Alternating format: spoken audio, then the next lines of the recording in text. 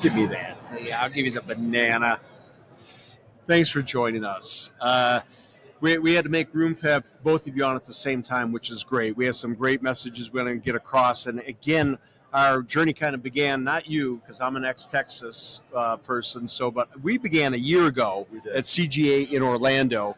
And last year, the CGA gave out the kind of the goal and the challenge of 50 and 5, reducing damages by 50% in 5 years, which is a huge initiative. I mean, that's not an easy goal. That takes a village to do something like that.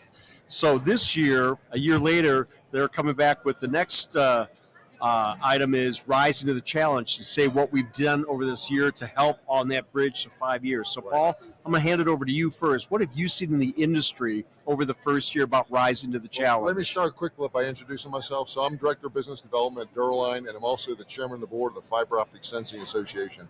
I'm a techie at heart. We've been trying to bring new technology to CGA and to the whole industry such that we can have the ability to meet that 50 at 5. Okay. So we started a couple of years ago. We met last year. We talked in this podcast about bringing technology on top of the great 811 activities that are going on.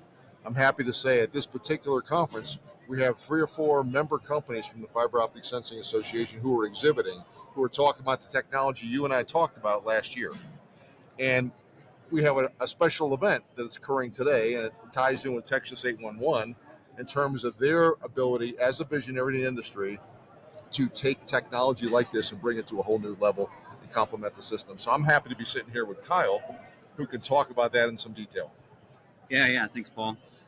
So my name is Kyle Van Landingham. I'm the Director of Business Development at Texas 811. And I met Paul here, I think, a couple of years at the CGA. And I'd heard a talk from him, I think, a few months before about fiber optic sensing technology. I was blown away. It was almost unbelievable. But after chatting with him, I realized that the technology is here. It's ready. It's extremely accurate. And so that just kind of led us down this path over the past couple of years of trying to figure out how can we bring this into the industry? How can we make it work and get people to adopt it? So what we've essentially done is we're ingesting these fiber optic sensing alerts. So anytime anybody is excavating down a right of way where there's a fiber present, they're able to detect that through that fiber line and send us an alert when it's excavation activity that's been identified. And so we're getting that alert with the GPS coordinates, the type of excavation, whether it's mechanical or manual. They're sending that to us, and then we're going in and doing an automatic query of our ticket database to make sure that it's been marked. Exactly, to make sure that essentially there's an active one called ticket, which in Texas is 14 days. Yep.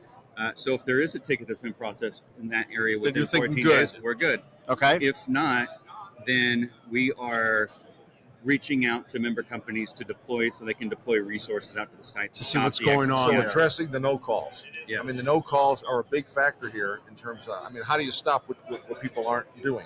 Right. So Kyle in Texas 811 is the visionary who's bringing this to the market by correlating the Texas 811 existing system, the call center system, with the ability to have live monitoring. So we talked about the live monitoring last year. Yep, we now did. We're bringing it to a head.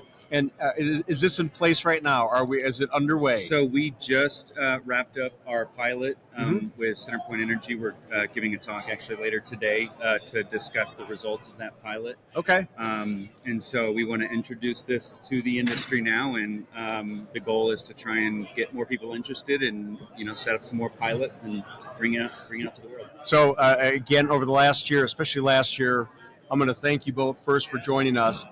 Second, I should say, last year people are saying for us to achieve this goal as an industry, everybody has the passion to do it, but everybody keeps saying tech and technology is going to be the leverage to get us to that point. And this is that in action. And then the third thing is education and awareness.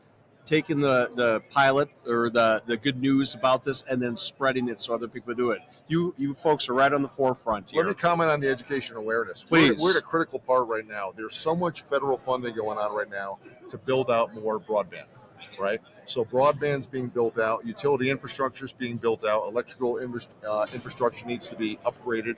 Yep. The time is perfect to take either existing fiber in the ground that happens to be in the right location, or to install new fiber and conduit going forward in such a way that it can be leveraged for this use. So any utility that's, let's say, an electric utility undergrounding, should be putting in fiber and conduit adjacent to the infrastructure so that they can correlate it in the way that Kyle's describing. So, I mean, we want to maximize and use multi-use technologies here, not just Broadcom Datacom, which is why all the telecom's going in, but there's an entirely different purpose it can be used for. Wonderful. You heard it here, folks. Thank you. Nice We talking with you again. appreciate your time.